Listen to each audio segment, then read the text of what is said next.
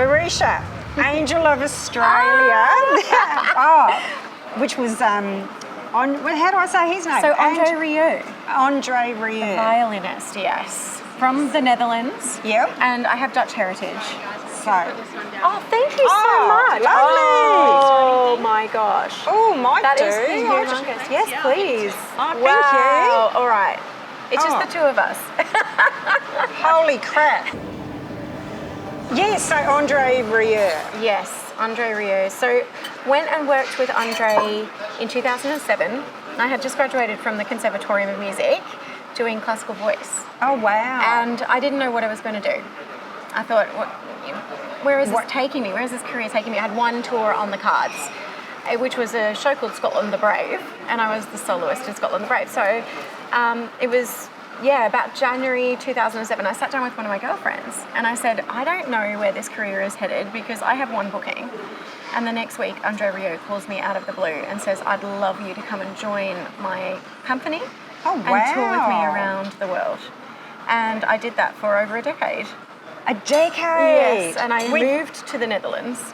Oh. And the funny thing was that he didn't realise I had Dutch heritage and that I could speak Dutch. So when I did my audition for Andre, I started speaking in Dutch and he thought I'd learnt a couple of little sentences in Dutch just to impress him. But I could speak Dutch, yeah. Oh, wow. So it's super handy. Did he know about you? Or? Yes, my aunt sent him, at that time, in 2007, 2007, guest books were a big thing on websites. Remember, you could write to a celebrity on their guest book because Facebook was sort of starting then. I didn't even know that. Yeah, so he had a guest book and my auntie had written, I've got this niece and she lives in Australia, she'd be so perfect for your concerts. And here's her website. And so he looked on my website and called the number that was on there. My number's not on there anymore. Wow. But yeah, it was pretty incredible. So where was the first concert? In Australia or over in... No, so the first one I did was in Boston in the United States. Oh, wow. With Andre, and then we would tour to the United States and do 2 weeks on, 2 weeks off, 2 weeks on, 2 weeks off, and we would do that 4 times a year. And then through Europe, Asia, Africa, Canada. Oh, wow. Of course, we came to Australia and New Zealand. Yeah. For the first time was 2008. And that was a record-breaking tour because Andre had brought the replica of the Schönbrunn, which is a palace in Vienna. Oh. And he had made a replica 1-to-1 of this palace. And it was throughout stadiums in Australia and throughout the world. We ended up doing a world tour of it. I remember, did they have all wearing all the big ball, those... Yeah, dresses. There was everything. It was the most extra show ever. And I think it broke quite a number of Guinness World Records. And what's his fiddle like? Oh, well, Andre has a very special violin called a Stradivarius. And it's the most expensive violin, basically, that you can get and tour with. I believe it's worth 3 million euros. Oh, my goodness. Yeah. So it has a person who actually carries the violin attached to it, basically, so that no one can steal it. Really? And it's quite an exclusive instrument. $3 million? Yes. What's it made of, gold? Oh, probably. Oh, wow. Yeah, it's quite incredible. $3 million bloody fiddle. Oh, my God. So, your name, Citizen of the Year for Redland Bay here. Yes, I am. What does that mean? I've got no idea. Is it like Australian of the Year? Australia Day ceremonies happen all across Australia. And so this year I was announced as Redland Citizen of the Year. And Redlands is the area that we're in right now. Rightio. And it's because of my work that I do with children and aged care with regards to music. And music therapy. So I'm an ambassador of the Australian Children Music Foundation, which was set up by Don Spencer, who you might remember from Play School. From Play School. Yeah. So Don's a really good friend of mine, and I'm an ambassador of his foundation. Oh, okay. We put music into schools and make sure that every child has access to a music education. Because I played the, like in primary school, the recorder. Did you? I wonder if the ACMF sponsored your recorder. And on the other end of the scale, of course, the aged care sector. I'm the ambassador of Silver Memories, which is a nostalgic broadcast service. So we put music from the eras of the people that are in aged care, specifically those who have dementia or are suffering with the effects of dementia. And we bring back their silver memories of the past through music. How beautiful. Do you sing any other style of music apart from opera? Apart from opera, yes. Yeah? And I think that that's what I love the most, is the fact that I can cross over styles. Oh, you can? Yeah. So I guess with my career, I'm an unboxable artist. Yeah. Because, yes, I've trained in opera and classical voice, but I love to sing all the other styles as well. Love singing stuff from the Seekers. And I actually toured with the boys in 2019. Oh, really? We toured around Australia. What was her name again? Judith Durham. Judith, yeah. She passed away, didn't she? Yeah, she did. I love crossing over. It's so much fun because in a concert... Sounds like a drag queen. It does a bit. Crossing over. I love the fact that I can sing an operatic aria in a show. What's that? An operatic aria would be like something from an opera, like... You're like, how high can you go? Is there a... I can go pretty high. My vocal style or my vocal technique is bel canto, and my voice is a lyric soprano.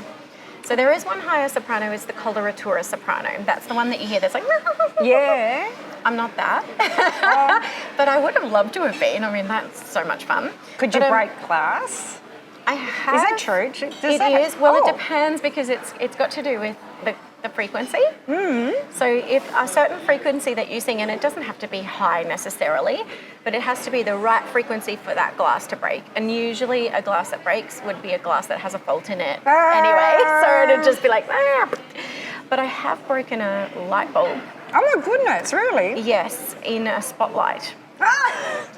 Well, in a sound check in a theatre, yes. Oh my goodness. Yeah. But again, it would have been a frequency thing. It's not because of how high I can sing as an opera singer, but it was just the frequency, Yeah, it was pretty crazy. Oh, wow. And how do you warm up?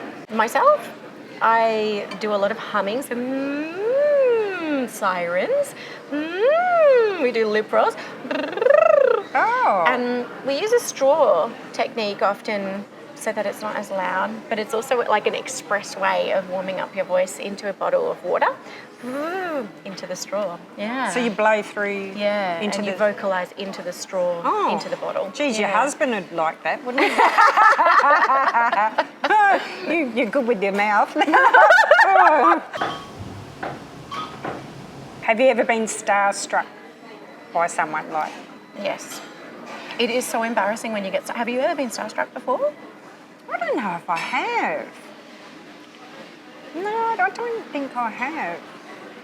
No. I think it really is you're starstruck, you're just frozen, and I have been starstruck like a total loser. Yeah. I was backstage. We did a wonderful charity event for the Australian Children Music Foundation, and there were all of these Australian, I guess you could say, celebrity artists that were all performing there, and it was called Duetting It for the Kids. So every person was paired up with someone else, but from a totally different style of music. So I was paired up with Sam Moran, who at the time was in the Wiggles. Sam, which one was he? He was one of the yellow ones. So Sam and I paired up for this duet, and we're sitting backstage, and I see Marsha Hines. Oh, Marsha. And I'm like, oh my gosh. And then Kate Soprano is sitting there. And I was just freaking out because these are women that I love listening to as a young Australian girl. So I've approached and I've gone, like, hi, I'm Mirusia. But I was just like, did you get a photo? No, I couldn't. I was just like, anyway, have a good show, bye. I was just like, I just totally made a deal of myself. Yeah, but she's amazing, and it's been I've loved her. I don't know if I've met her. I don't know if I have. We're friends on Facebook. Yeah, actually, because I did an ice skating show with her daughter. Denny was in it. Yeah, right. And I can't remember if Marsha came to one of the shows or not. What's your greatest performance memory? I performed at the King of the Netherlands coronation concert. Oh my goodness. So when he became king and his wife, Queen Maxima became the Queen of the Netherlands. Yeah. I performed at that, Oh, wow. that event, and there was 90,000 people in the square in Amsterdam. And I remember flying in from Australia, and it was so hot. I remember it being like in the 30s here in Brisbane, and I flew to the Netherlands, and it was 3 degrees. Oh. And then I had to stand in this strapless dress, like performing, like, oh. And I just remember just being so freezing and performing, performing at this event and thinking, oh my goodness, this is so huge, possibly the hugest event I'll ever do in my life. Yeah. It was so massive and it was so fun. It was so incredible to be there for that particular thing in the Netherlands was, really quite magical. Jeez, that's massive. And you are the youngest to ever receive the Dame Joan...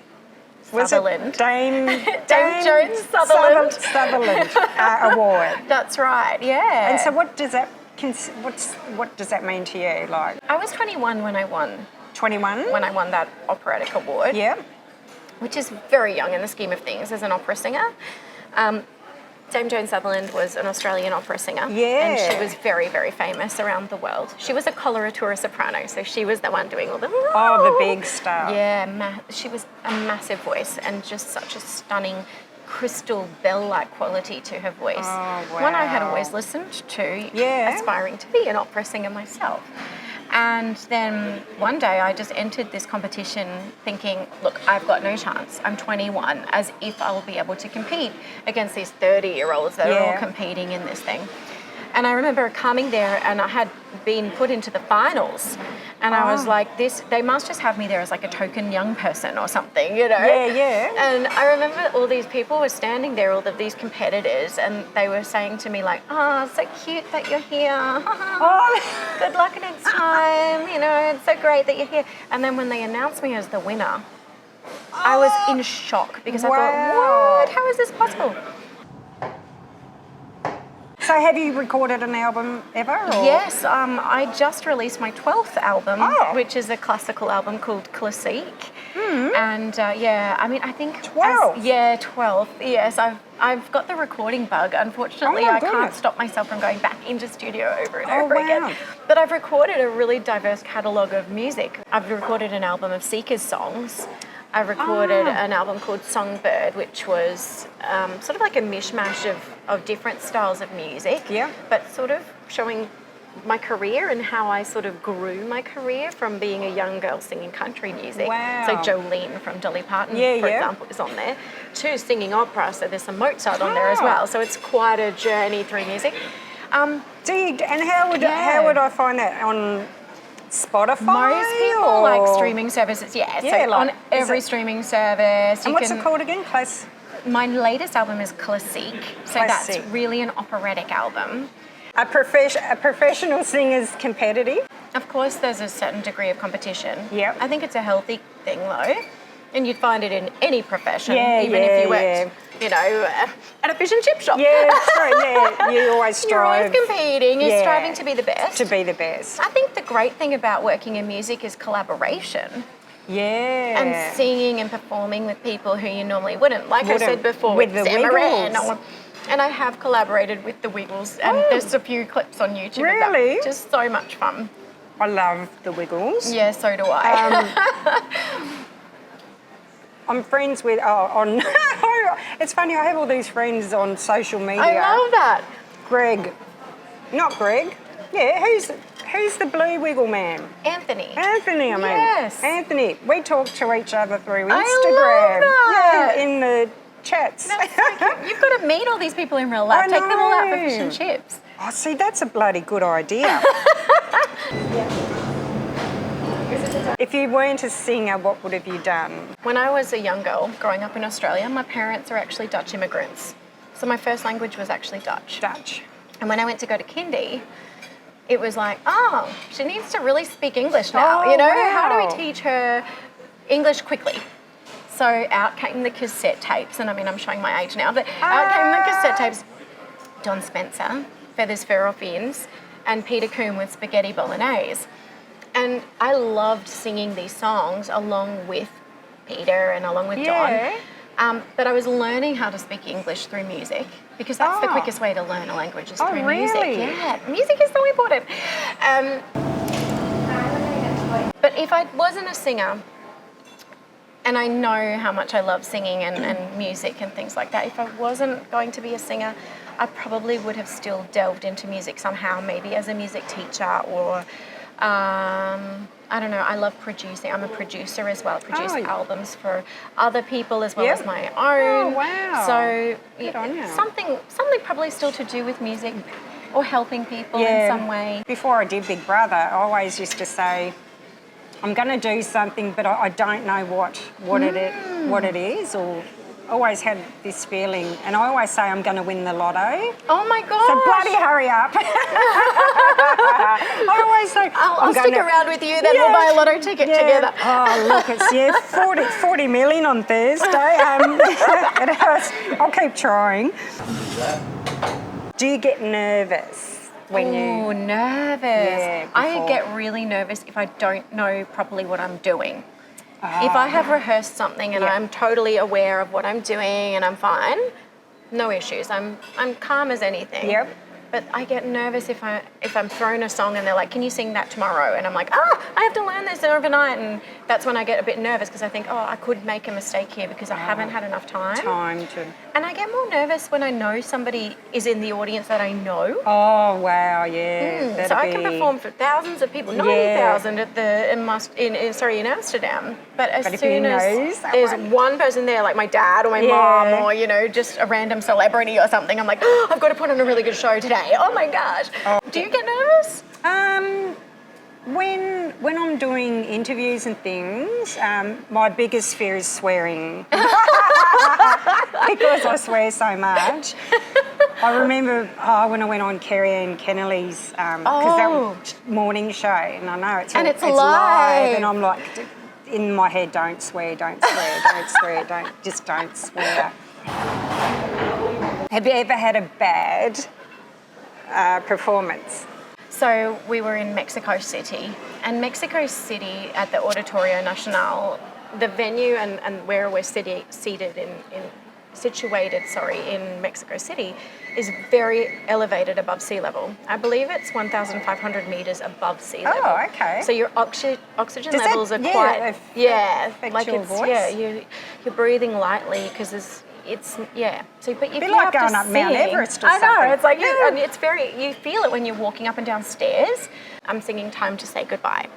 And Time to Say Goodbye is a beautiful song. It's made famous by Andre Rieu and Sarah Brightman, and they sang it at the Olympic Games. At the end is just this really long high note, but it's very soft and then it grows. So that it's just very much almost a cappella. So you're like, and then it grows and the orchestra swells behind you and it's the end of the song. However, not a lot of oxygen. Oh no. And I remember going, you're gone, and nothing came out. Oh, no way. And I was like, what is happening to me? So I was like, I just got the note out, but it was not my finest hour. Oh, no. And the audience didn't notice. On the topic of seafood, we have to try the Moreton Bay bug. Got to try this bug. No, that's nice.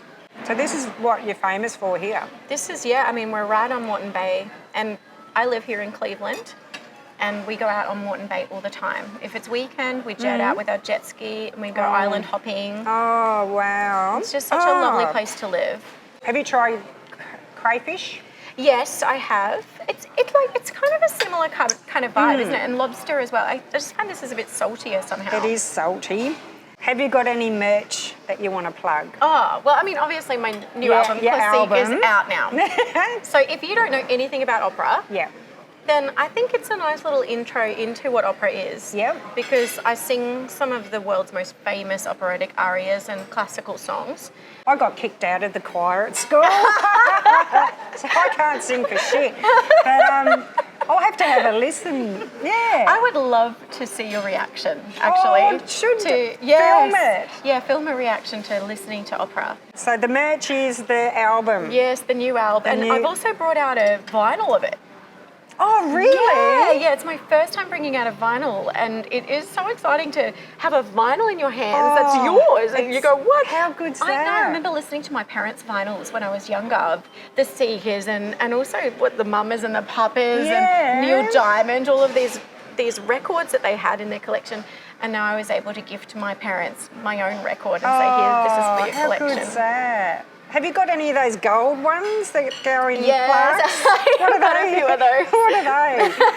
They're just because you've sold so many copies. Oh, right, okay. Yeah. Well, that's bloody good. It is good. My voice is unique. I do get a lot of people, like, if I'm on the phone and I do get a lot, and they go, is that Reggie? Like, it's recognisable. Yeah.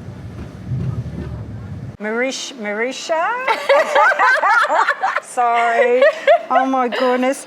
Thank you for being my guest on Reggie's F&Cs. My pleasure. It's so nice to meet you. Yeah, I've heard about you, and I'm like, I wonder what you were going to be like, and it was delightful. Thank you. And I need to listen to your song. And one final thing, can I get a selfie? Of course. Oh, sweet. Oh no, that's going to be good. Ready? Need longer arms. Yay! Yay!